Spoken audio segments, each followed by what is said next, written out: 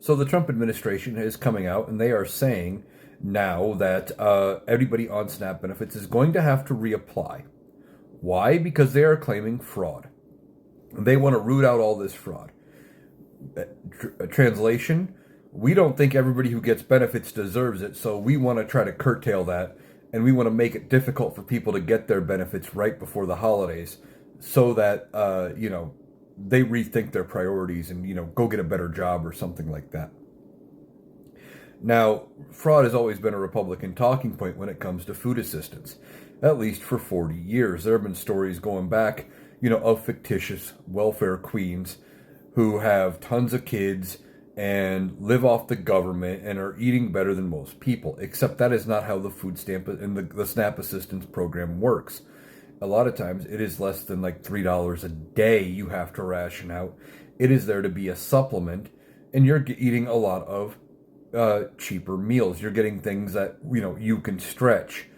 Can you make a big pot of spaghetti or something and eat on it for 3 days? Something like that. Some easier meals. Now, of course, Republicans have been against the SNAP program, and Donald Trump says, well, we're all, or his administration anyway, is saying we're all going to have to reapply if you're on the program.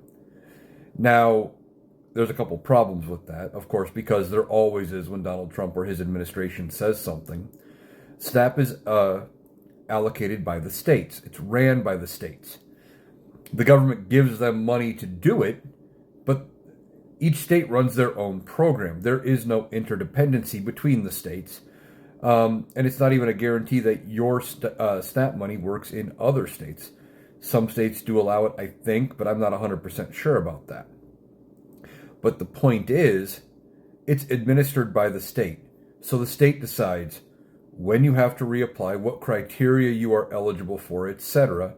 And most places have, like every 6 months or more frequently, you have to reapply anyway. You have to re-justify your benefits. I've talked about it before, not only in my TikToks, but also on my podcast, about having coworkers that I have worked with that would suddenly say, hey, my review is up in, next month for my food stamps. I need to have fewer hours. Or they would just quit showing up for work for a while, start calling in, etc., to make sure they still qualified. Because the amount that they were going to be over on income did not offset the amount they were getting in assistance overall. So these are things that are already happening. They're just trying to use it as cover to be cruel to people and have an excuse to not feed people in need.